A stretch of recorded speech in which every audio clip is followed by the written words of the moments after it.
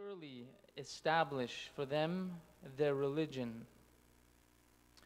الَّذِي ارْتَضَى لَهُمْ, and He will, which He has preferred for them, and He will surely substitute for them after fear, مَنْ بَعْدِ خَوْفِهِمْ أَمْنًا, and He will surely replace for them fear with security.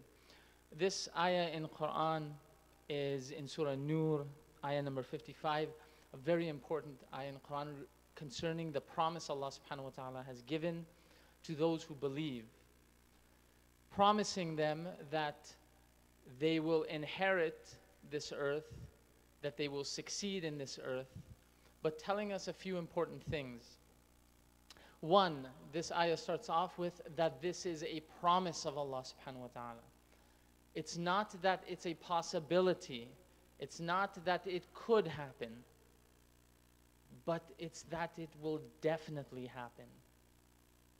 Allah is making a pact and a promise with us that this is something that will happen to those who believe in Him. And they will be in a condition of fear, and He shall give them safety, and He shall give them peace. Now tonight what I want to do is I want to talk about a few of the ahadith regarding Sahib al-Zaman. May Allah hasten his return. And I'm not going to, usually in these speeches I always talk about the signs of the reappearance and all the bad things that are going to happen. And everybody gets scared for about 10 minutes, and then that wears off. But at least I get scared for only 10 minutes. But what I want to talk about in this lecture is some of the hadith about the Reformation and what the Imam is going to do once he returns. Some of the things and how that process is going to occur. When we talk about the Imam will reform the world, he will change this world, what's the mechanism for that? How is that possible? And realizing that one of the recommendations of the Imams of Ahlul bayt was to always have optimism in his return. Okay, and this is very important because sometimes people become very apocalyptic. You know, they watch the news, and this is one of the worst things we can do, by the way. Watching the news, some people are addicted to the news. They watch the news from morning till evening because now we have smartphones, so we're looking, oh, look at what the president did. Oh, look at what Syria is happening in Syria. Oh, look at what happens in Lebanon. I'm not saying don't be informed. Absolutely be informed. Read the news in the morning. Read the news in the evening. But don't consistently pour all of this negativity inside of us, so that by the end of the day, we come to the masjid and we're like this, oh, it's the birthday of the Imam. This is a joyous occasion. So one of the things that brings people down is all of this kind of negativity of what's happening. Be informed, be aware of the world. But don't fill ourselves with negativity, because what we have in a hadith is just as many hadith which talk about the troubles and the things that may occur before Sahib al-Zaman comes or appears. There are definite ahadith of what will happen once he occurs, and these are definite. But first, before I get to that, I want to talk about this interesting tradition narrated by Imam Hasan al-Askari alayhi salam.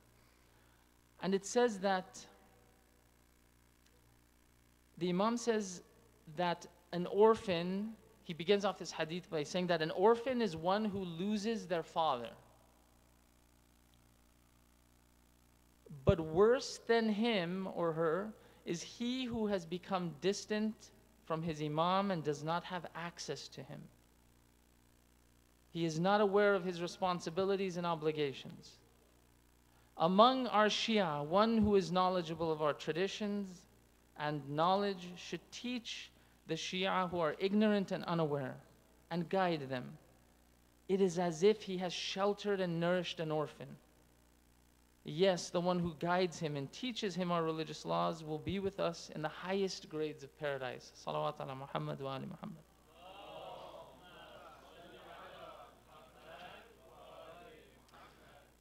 Now, there's something important about this hadith. The Imam starts off this hadith by giving us a metaphor. And that's the metaphor of an orphan. And we know from Quran and hadith that orphans have been talked about extensively, emphasized over and over and over again. If you see an orphan, go help an orphan. If you observe an orphan in society, don't be neglectful. Quran not only encourages us, but it criticizes the person who doesn't help the orphan. So much so that we have a hadith by Rasulullah sallallahu alayhi wa sallam.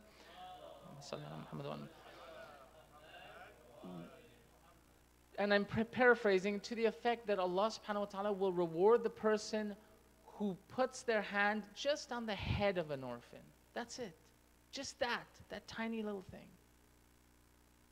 Not even giving money, not even doing, just that, noticing the orphan and giving kindness, gentleness to an orphan. Allah subhanahu wa ta'ala will reward a person. But in any case, back to this hadith. This hadith is, the Imam is saying that an orphan is one who loses their father. And we've been told in hadith that every person has 3 fathers.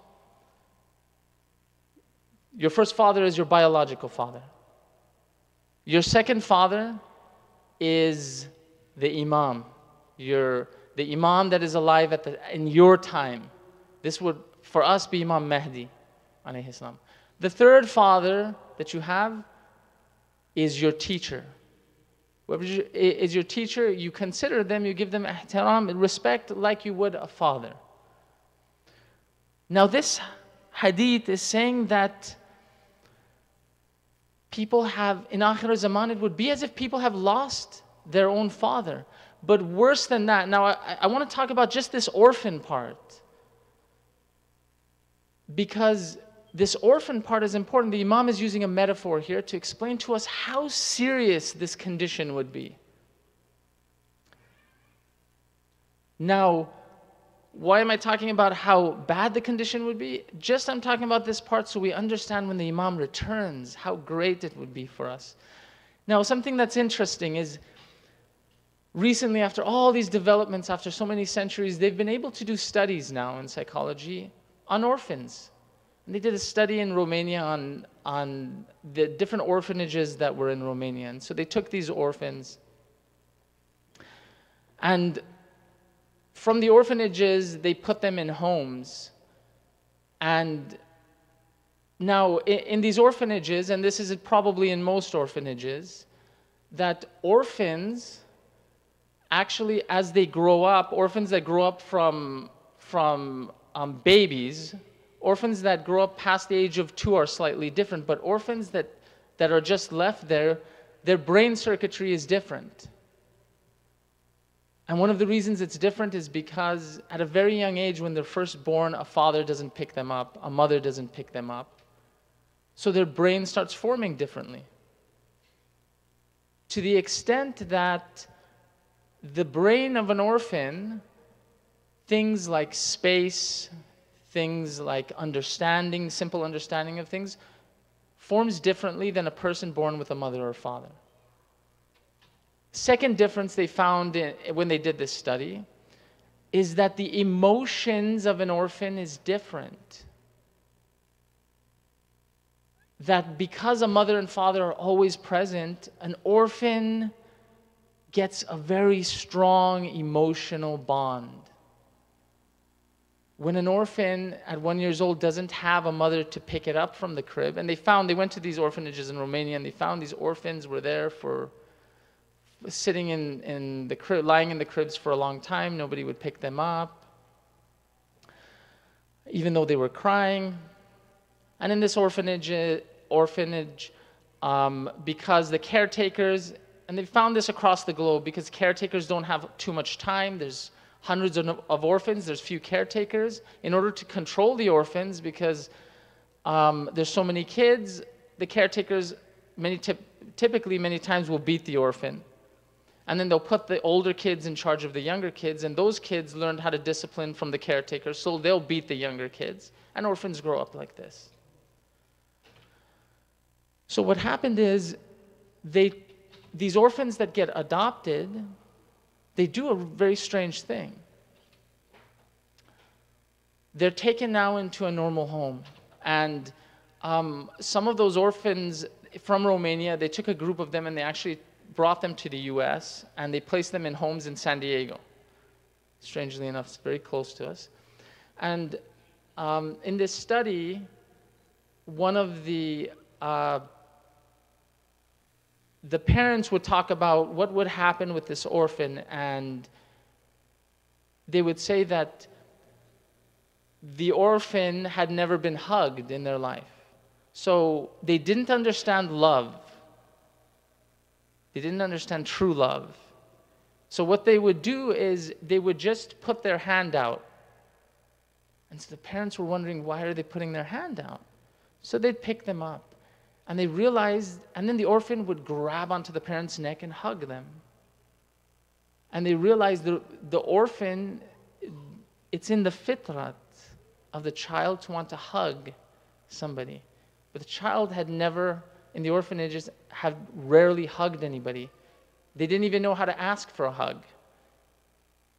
They just put their hand out. They just knew they wanted something. And so the parents would pick them up and hug them, and the orphan would start hugging them. And then all of a sudden, the orphan would get extremely angry and start hitting the parent. And the parent would say, okay, you want to go down? They'd put him down. And then all of a sudden, the orphan would look at the parent and put their hands up again. The parent would pick up the orphan and hug them. And then again, the orphan would get angry. The parent would put it down. And this happened over and over again for several years. Now, the reason that the orphan did this is, one reason that they say the orphan did this is because the orphan would hit the parent because it thought that that was a way of expressing love. It didn't understand. It just understood harshness, so it wanted the parent to actually hit them back. So this gives us an idea of kind of the psychology, what happens to young children when they're abandoned in society. But now this is interesting, this hadith. This hadith is saying to us, the Imam is saying, alayhi salam, that an orphan is one who loses their father, but greater than that is the one who becomes distant from the Imam and does not have access to the Imam. Now, this is very interesting because somebody who doesn't have access to their father, we can see as an orphan, they desire their father. They want their father. Sometimes we do that. We feel this closest to Imam Zaman, alayhi salam. We desire him. We even come to the masjid. We want to get close to him. But then, sometimes we push him away. Just a little bit. And then all of a sudden we want him again. And then we push him away. And then we want him. And then we push him away. And no matter how much love and connection the Imam will reach out to us with, we come one step forward and then sometimes we'll pull back. So this metaphor is very applicable. Now, why I'm bringing this up is not to say how bad we are, but to say how desperately needed the Imam is in our life. How that connection is so essential. Now, the good news about all of this, I'll tell you the good news, but recite the salawats, please.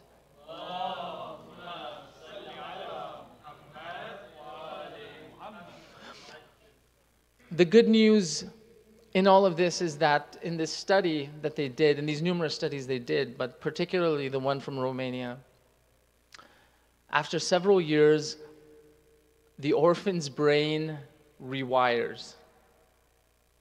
And I'm sure their souls also, to a certain extent, rewire. They start returning to their natural fitrat. And they slowly develop over years and years and years. In time, they develop an appropriate relationship with their parents. And in this study, one of the the orphans that grew up said, it took me a long time to realize how much my parents, my adopted parents now, his adopted parents loved me.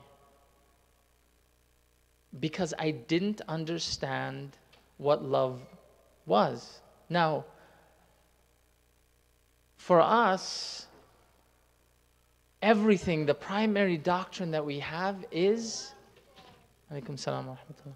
The primary doctrine we have in Shiism is wilayat, adherence and love to the Imam. And we fall away from that sometimes. So now I want you to keep this hadith there in your mind. This is understanding what the condition will be of people when the Imam is not here and how needed he is. It's as a father coming towards their children. Please recite one more salawat ala Muhammad wa ali Muhammad.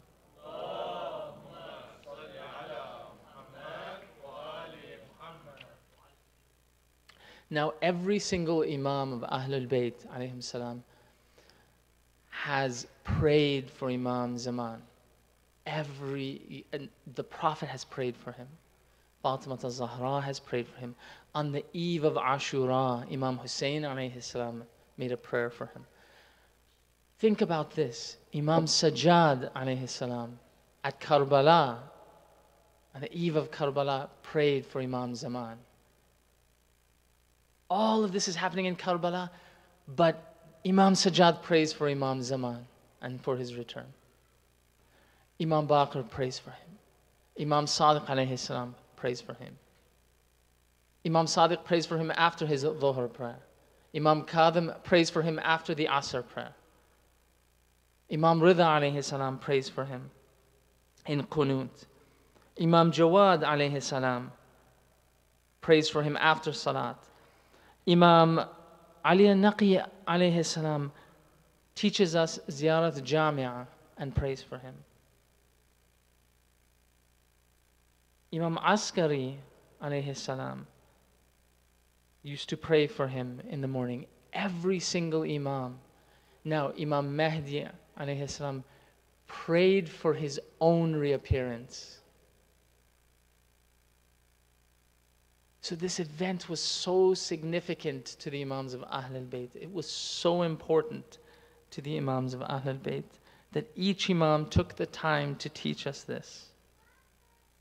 Now, there is an interesting tradition about these group of people who live in Akhir al-Zaman. And I don't want to make it seem like, okay, everybody is orphaned, which everybody is, but everyone's orphaned, and again, there's no hope, and we're waiting for the Imam to return, and that's it. There's a tradition narrated by Imam Sadiq alayhi salam in regards to a certain group of people during the time of the occultation. And it said these group of people are a very special group. And this is what the Imam says. The reason they are special is because Allah has granted them such aql and ma'rifah that for them the occultation is exactly the same as witnessing the Imam. They have such a deep connection with the Imam during his occultation that it is as if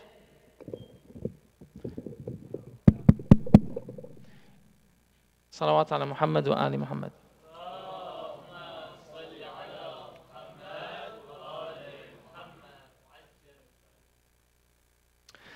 It's as if that these people actually witness the Imam. Their intellect has developed.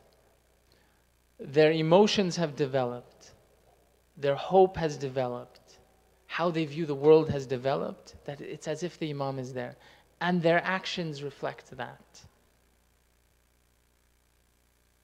Now, some of the things that the Imam will do when he returns. So we've heard this, that the Imam will reform the world. And I want to talk about a few things that the Imam will do. The first thing mentioned in traditions is that the Imam will correct incorrect beliefs. Okay? Everybody has an opinion about how to do things. Everybody has an opinion about religion. Everybody has an opinion about how to go about constructing society. The Imam will correct these things. Now, how will the Imam correct it? We have a tradition which says, when Arqaim by Imam Sadiq alayhi salam makes his advent, he will place his hand over the heads of his servants. So then through this act, he will gather together their intelligence and he will complete their knowledge. So, beautiful hadith. It's a hadith which tells us that, and we've heard many hadith like this, that there's a fraction of knowledge known in the world. When the Imam comes, he will restore all of that knowledge, letting us know that all of the world's problems cannot be absolutely solved without the Imam, without his physical presence among us. The second thing is, tradition is that the Imam will correct and perfect moral, ethical traits. There's a tradition by Imam Sadiq again that says that the Imam will spread, we will see that Islam will spread to all parts of the world, so much so that the Imam says that you will see masajid in Constantinople and its surroundings. Then the Imam continues. He says, when Hadrat Qaim rises up, he will build a mosque, a masjid with 1,000 doors outside the city of Kufa. This is giving us the extent of how much we see Islam will spread, but how much connection we will see to the Imams of Ahlul bayt. Currently, right now, Kufa is said to be the capital of where the Imam will be. If you've all gone to Masjid Sahla, you'll see this, but Kufa is supposed to be the capital of the Imam, that Islam will spread so much that the masjid that exists there will be 1,000 doors.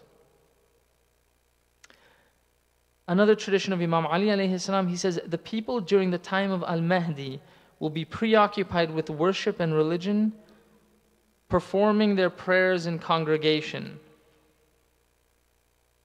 A tradition of Imam Sadiq alayhi salam. He says, the houses in Kufa will be connected to the river in Karbala, and you will see a congregational prayer, Salatul Jama'ah, from Kufa to Karbala. For those of you who have done ziyarat, you know what the distance this is, from Kufa to Karbala. Then he continues, and he says that when Al-Qaim rises up, one might be ignorant, cowardly, and jealous before daybreak. So now this is a beautiful hadith. I loved this hadith. Because you know, you wake up in the morning and you say, sometimes you wake up and you do introspection. Imam Sadiq alayhi salam says, do introspection in the evening.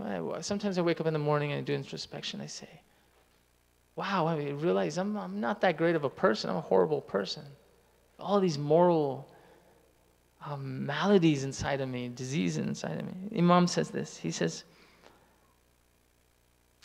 when Al-Qaim rises up, one may be ignorant, cowardly, and jealous before daybreak, and by the time he will be the wisest among people, the bravest among them, and the most compassionate by the evening. This is by the effect of the Imam's soul. Just the presence of the Imam will create this for people. Then the Imam's victory will be near at hand.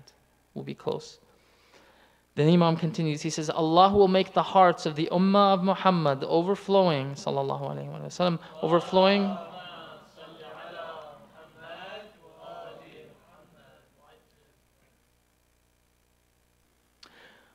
Now, this is the psychology of those people. Overflowing with freedom. He will make the hearts of the Ummah of Muhammad overflowing with freedom from want and desire.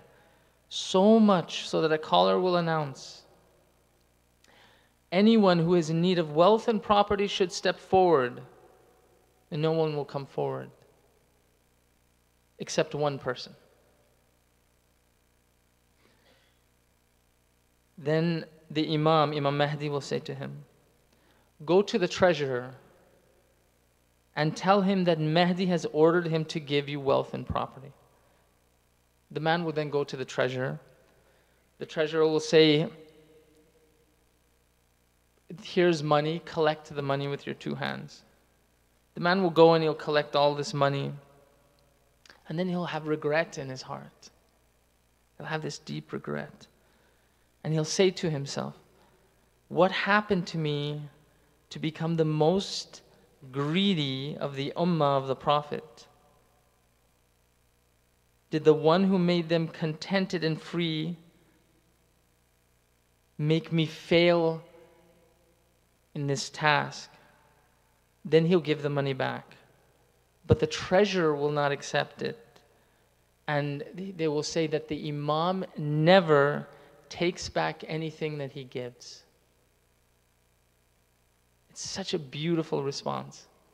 Now this hadith is beautiful because it speaks about the psychology. It's not that when we think, we always talk about economics.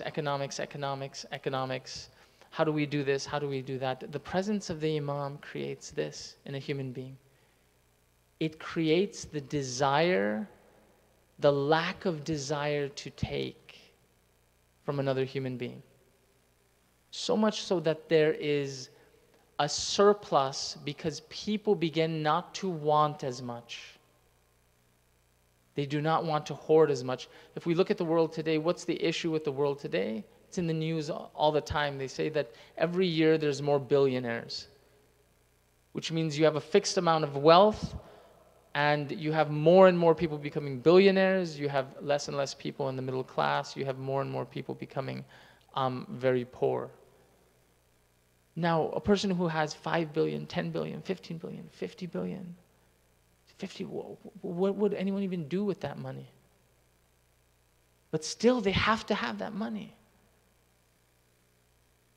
I mean, imagine $1 billion is enough to last you several lifetimes. But a person still wants to have 50 billion and 100 billion and keep collecting and collecting and collecting. Here, the psychology of the people will be that they're free from want. And the word that is used here is interesting, is that the Imam will create a condition in people that they are free from this greed. They don't want it anymore. And the person who comes takes that money and he feels regret.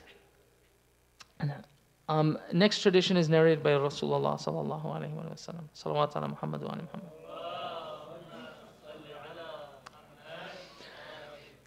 The earth will bring out its best substances such as gold and silver.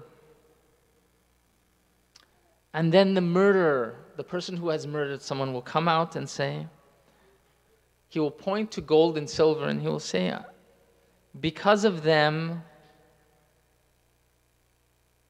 I committed murder.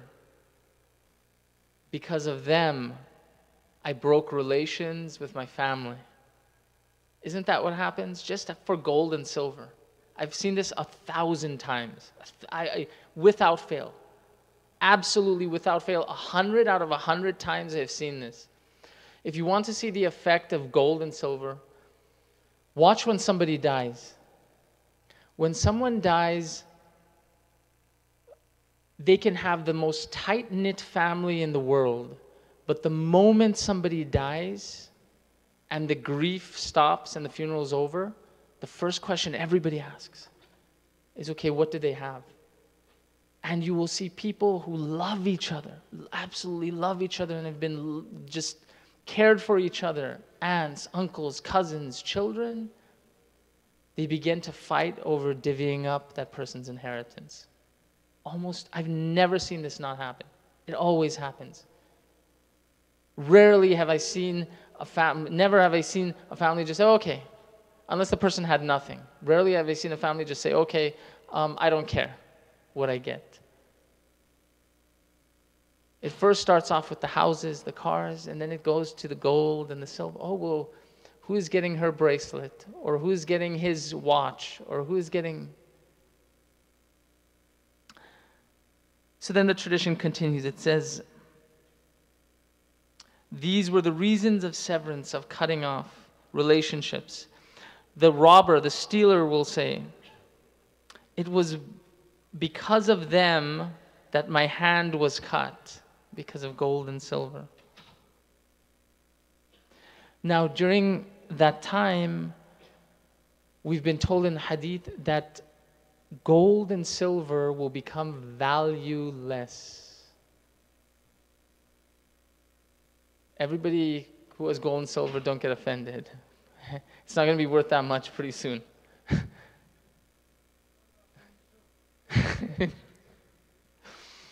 It will not have any value to it, so that people will look at it and they won't attach value. In a matter of fact, it's said that in the Imam alayhi salam's public treasury, there would be so much gold and silver that the treasurer would try to get rid of it. He would, when people would come, he would tell people, take this. And people would say, I don't want this. This is useless. What do I need this for? Okay, this would be the psychology of the time. Now, I remember I talked about that orphan. Okay? Sometimes the orphan wants things that they don't really need. And sometimes the things that they need, they push away. And we tend to be sometimes in that state as well.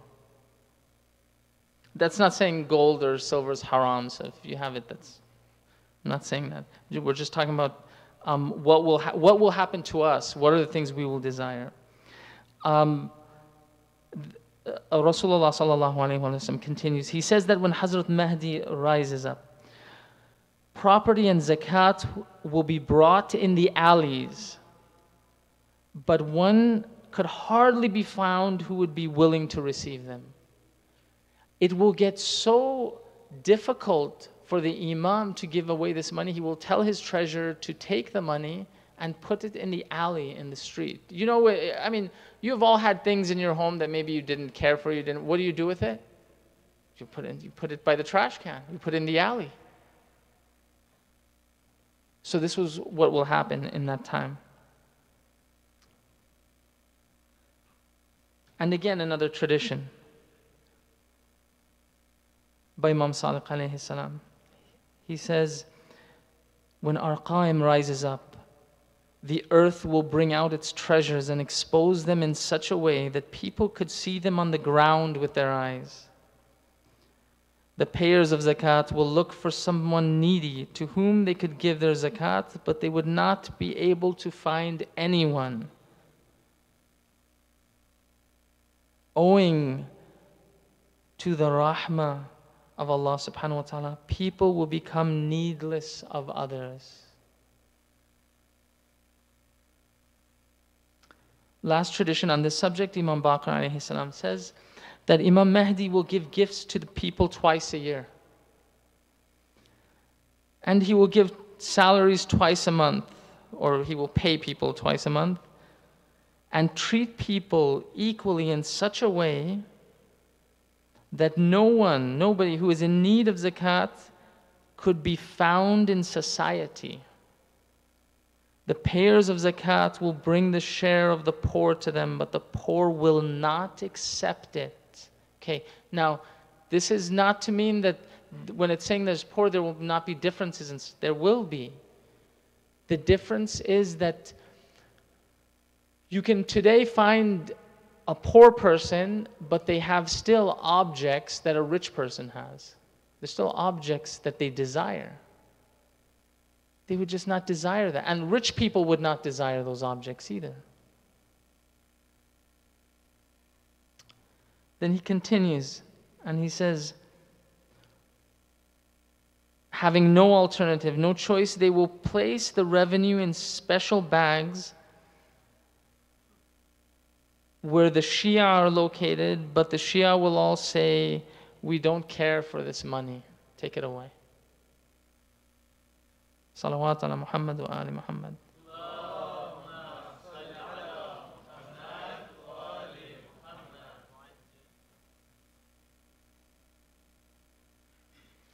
Now, some of the other things the Imam will do, and I'll end here.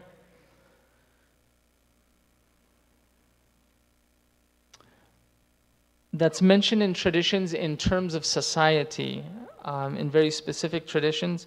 We don't have too much time to talk about this, but the Imam will begin to rebuild structures, all structures. It said, especially the masajid.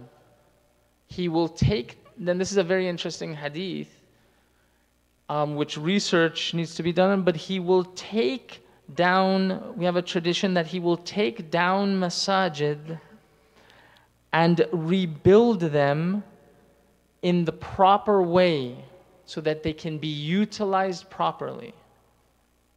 Even their conception of architecture may change at that time. So when the Imam comes, it's not that, again, it's not that the Imam comes and he will just wave his hand and everything will become good. The Imam will come with a different way of looking at knowledge, all of these sciences, architecture, even the natural sciences. He will give us a different way of looking at it and a different way of developing it. Concerning food, we have a tradition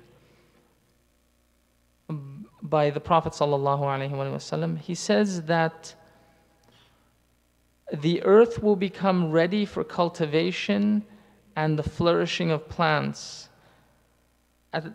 just like it was in the time of Hazrat Adam alayhi salam, Nabi Adam. And the fruit that will come forth from that, he continues, he says, a pomegranate will satisfy many people and grapes will satisfy many people.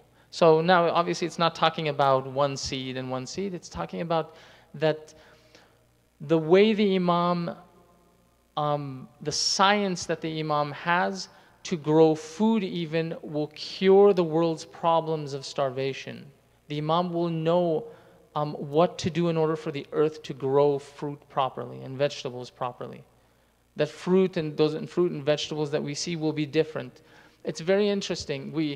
You can go to some continents and people will see an apple or a mango or a watermelon, and they'll always say this. They'll say, oh, the watermelon here is this size, or it tastes like this. And if you go to another country, it's completely different.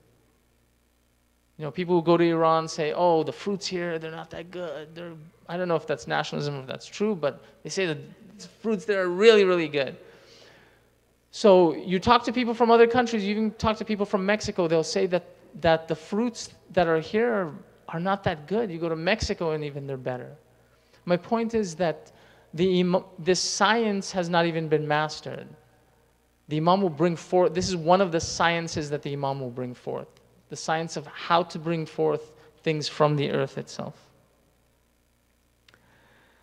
The last tradition I want to mention, and I have traditions here on almost every science, on medical science, on many different sciences of the Imams. The last tradition is said that among the signs of the Imam is that when the Imam comes, a person will die without any pain or any disease. So the Imam will change even what we have in terms of what we know about medicine. That when a person dies, they will not die from disease itself. When a person dies, they will not die in pain at all. He will even change things to that extent.